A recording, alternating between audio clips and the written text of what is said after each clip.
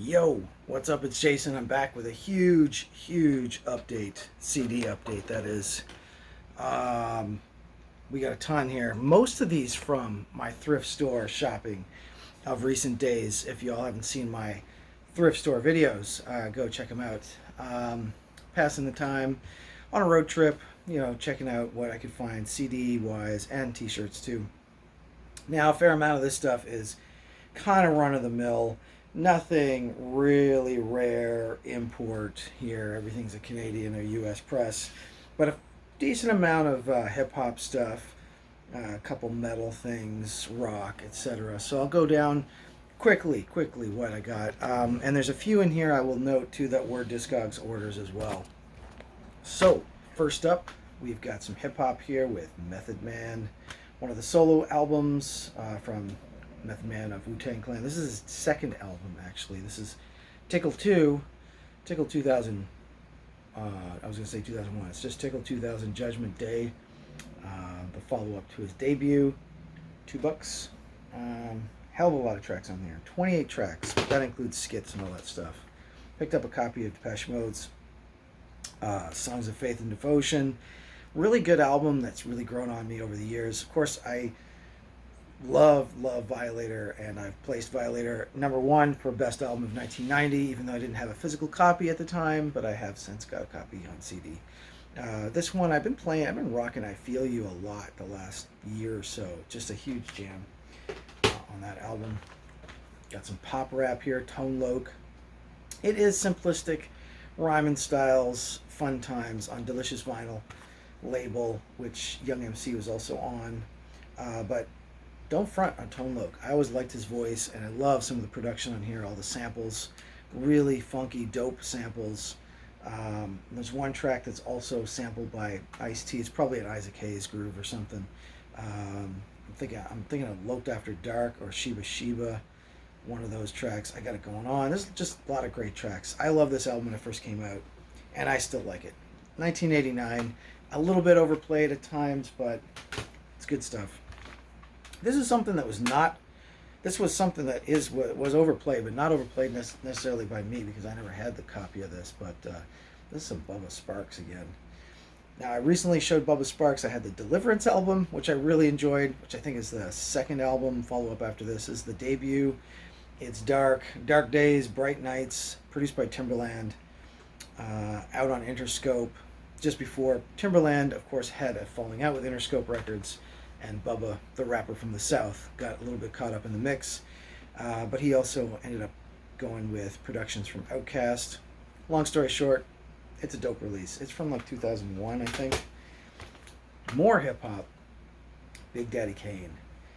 Big Daddy Kane from back in the day. I've shown the vinyl version of this. I actually ended up getting 2 copies of this. I went from having no copies of this on vinyl and CD to having 2 records and 1 CD. I do have the cassette. Used to rock this on tape quite a bit. It's not his best album, his strongest album. He's starting to kind of fall off a little bit or just meander into some indulgencery. The CD is actually downstairs in my player right now. Taste of Chocolate, Big Daddy Kane. There's some really cool gems on this. And there's a couple stinkers, weird ones on here. Like All of Me featuring Barry White. Like I said, getting a little indulgent with some of the songs. It's on Cold Chillin'. Not an easy one to find in Canada. Didn't get too wide of redistribution. At the time it was, but in recent years not so much. Like it's even kind of hard to find on Spotify, I think, or some of the streaming services. This one, I did not get the full case treatment for this. This is a Discogs order, but it's pretty hard to find as well. Compton's Most Wanted. This is the second album by CMW. Music to Drive By. Total gangster rap, West Coast. Like your NWA and Ice-T, but and Ghetto Boys. Totally up there with them. Really fun album. That's a CD. I'm missing the back for the CD, which I'm just too cheap to buy to pony up more money for an OG copy of the CD right now. And I used to have this back in the day on cassette. Great album. 1990, I'm thinking 92. Distributed by Sony. Compton's Most Wanted. One more in the hip-hop camp. West Coast as well. The DOC, man, no one can do it better. This is a great album. This is a killer album. Almost a one and done guy, because not long after the release of this album, produced by Dr. Dre, by the way, NWA, the whole crew is around this guy. I think he's originally from Texas, though, even though he's doing the West Coast thing. He gets into a car accident, I think, and it fucked up his voice or his throat, and couldn't rap for a long time. I think he did finally make a triumphant comeback, but never quite maybe the level of this album. This album is just absolutely smoking. Produced by Dre, like I said, on Ruthless Records, Eazy-E's label, distributed by Atlantic in this case. 13 tracks, mind blown. Lend Me an Ear, which is really fast stuff. No one can do it better. Portrait of a Masterpiece is also really fast. A lot of fast rhyming. Killer stuff from the DOC, the Doc. Cool album. Now I got a copy of this, which is gonna maybe make another reappearance in my Best of 90s series. I'm looking for the date, but I think it's like 94. Prodigy's second album, Music for the Jilted Generation. Actually found a copy of this in a thrift store for $2. I was pretty surprised. This is rare to see in used bins, let alone thrift stores. It was a major label, release, XL Records through Polygram, Canadian Pressing. But the first two Prodigy albums have always been my favorite. That's how I discovered Prodigy, actually on the album before this, which was even more faster, more happy hardcore kind of style. This one, they slow down a couple of the break beats, but it's still very breaks heavy. A little bit of vocal and samples, more sample based. After this, they get into the fat of the land, a little bit more pop or commercial electronic with a lot of vocals, choruses, etc. This big hit off this one was Voodoo People, which maybe some people will know. Poison, No Good, Start the Dance, One Love, those are all singles off.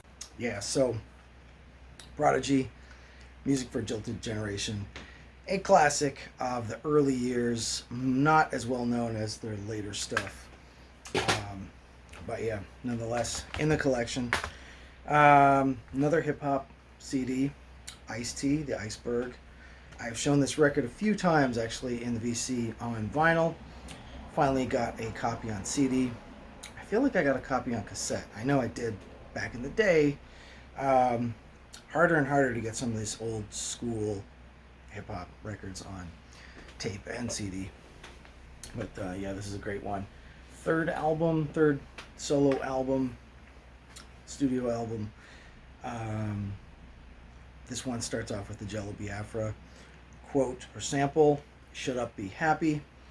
Great intro. You got Lethal Weapon on this thing, Peel the Caps Back, Hit the Deck, The Haunted Child, Freedom of Speech. Yeah, all good stuff in here. One of his best. Iceberg. Speaking of the 90s, got a little bit of techno here from Moby. This is a compilation. I don't have a lot of Moby on vinyl or CD. Never been a huge fan of Moby. I liked him at the beginning. I had like really early stuff from him from like 91, 92 when he was doing really rave-based techno. Then he got into some more sort of pop and alt kind of concepts. This one goes back to those early days. This is from 93 to 98, I guess, are the tracks on here, including Go, which was really the big Moby track that a lot of people discovered him on from the early days. That's the one that samples the Twin Peaks theme song. Later stuff, of course, you got even more popular plays from those tracks. Also from the 90s, been on a big 90s tip lately, Portishead. This is actually their second album, not their debut. Quite good. I think Dummy, their debut, is the best. But this comes a close second. Still continuing that great sound. I mean, they continue the sound all the way through their more recent stuff, but smoky, dark, trip hop. Yeah. All Mine on this one was a single. And Only You, I think, and Cowboys. I have an EP, 12-inch, from that record. But that's it. Had to get a copy of this, R.I.P. Sinead, and didn't remember how good this album was. I've never had this album This is unusual because everything I show seems to be, I had this back in the day, but I never had The Lion and the Cobra, but I was a big fan of one of her debut singles, I Want Your Hands on Me, which had MC Light rapping on top of it. That one is a more dance kind of track on this album. I remember Mandinka, but I didn't remember how good it was. Yeah, all the tracks on here, and Troy, of course, too. A huge loss. Real pioneer of the music scene, and massive success with the next album, Nothing Compares to You track. But yeah, I think a lot of people kind of lost touch with where she was going with everything, with all the different issues that she had. But this album speaks for itself. The vocals and the songs, really good on that. Glad I got it in the CD collection. A top level release, as is this one. Just recently showed you I got the vinyl, got a vinyl reissue of this. I got the CD as well. So Wu-Tang, kind of the end of an era for me, this album, to be honest. I stopped listening to hip-hop around this album, 94. 93, 94 is the end of the golden era. So 86 to 93-ish for the golden era, when samples were aplenty and hip-hop was really innovating, and all the records were turning gold, hence the golden era. Then this one came out, capped it off. Still got some killer samples on here. Real group effort with all the different MCs. It's their debut. They have other albums afterwards, but I never really followed them. And of course, then they did all the solo albums too, which had a variety of success. So, but this is the classic to have in your collection. And I got it back again. And this guy from the 90s. Now, having said, I pretty much stopped listening to a lot of hip hop. Exception being, some of the underground raucous stuff, the minimalist kind of hip hop out of New York. Then, of course, you had the more clubby stuff towards the end of the 90s. But this guy always brought it pretty hardcore. DMX, I was a fan. I don't know how I became a fan, really, of DMX, but I was really buying a lot of house and techno singles. And I got this on vinyl, which I've shown before. I think this is his debut. It's Dark and Hell is Hot. He's also passed away, so R.I.P. DMX. I got that rough, gravelly voice. And, 20 tracks on here. Not holding back on the CDs these days, right? But, of course, a lot of them skits. About 5 of them skits or intros or whatever. So, maybe 15 actual tracks. Found this. That was not a thrift store, by the way. That was actually a Discogs for the CD of that. Found this in a thrift store, Van Halen. I showed this in my last thrift store video. Double disc. Here we go.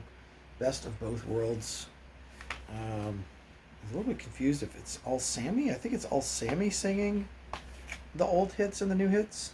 I definitely got to check this out more. Definitely got all the old school tracks on here. So pick that up for $2. Now I got double copies of Fatboy Slim. You Come a Long Way, Baby. More by mistake. One was in a Discogs order, and then I found another one, $2 at the thrift store. Couldn't remember if I had recently got it or not. This is probably my favorite of the Fatboy Slim records. Norman Cook, of course, coming out of House Martins. Huge breakbeat DJ, big beat, they also called it, in the 90s. And then I'm trying to think of the other project that he did afterwards. Was it Gorillaz or something else? But anyway, Norman Cook, a.k.a. Fatboy Slim. Just got Right Here, Right Now, Rockefeller Skank, and some other tracks. I Really and Praise You is on here too. So really good use of samples, those breaks. And I like when he sneaks in a little bit of acid in there too. It's kind of commercial electronic. Not something I would have been listening to much back in the 90s. It was more underground stuff, but it's there. Another kind of commercial guy too, Ja Rule. Found this for $2. The Last Temptation. Chemical Brothers. Speaking of popular breakbeat stuff of the 90s, Surrender. This is the 99 album. Hey Boy, Hey Girl is on this one. Let Forever Be is on this one. This is the one that's got the Oasis guy on it. This is a classic from the 80s, Fine Young Cannibals, which I might already have this CD. I don't know. I just Picked it up again for $2. Always been my favorite Fine Young Cannibals album. Johnny Come Home is a classic. And their cover of Suspicious Minds was another single. Blue. Great vocals. I remember this from the 90s too. I never really had a copy of this. This came out in 94. Compilation of covers. People doing Kiss covers. This is Kiss My Ass. You have Lenny Kravitz, Garth Brooks, Anthrax, Toad the Wet Sprocket, Dinosaur Jr. This is a who's who of 90s rock, right? Extreme, the Lemonheads, the Mighty Mighty Boss Tones. I don't really like any of the bands I just listed, but I do like Kiss, and I don't really remember their version, so I definitely want it. For $2, take a listen to that. I showed this in one of my videos. This is an extended version of Shout at the Devil by Motley Crue. Pretty cool. Huge Crue fan. Got a copy of Outcast, Stankonia. This is the one before the Love Below double pack album, but almost feels like a double album with the number of tracks on this thing. So Fresh and So Clean and Miss Jackson were the big hits on that one. Found a copy of this in a thrift store. Yeah, thrift store. $2. Rammstein. Didn't have any Rammstein before. I haven't listened to it yet. It's from 1997. I think it's their second album, actually.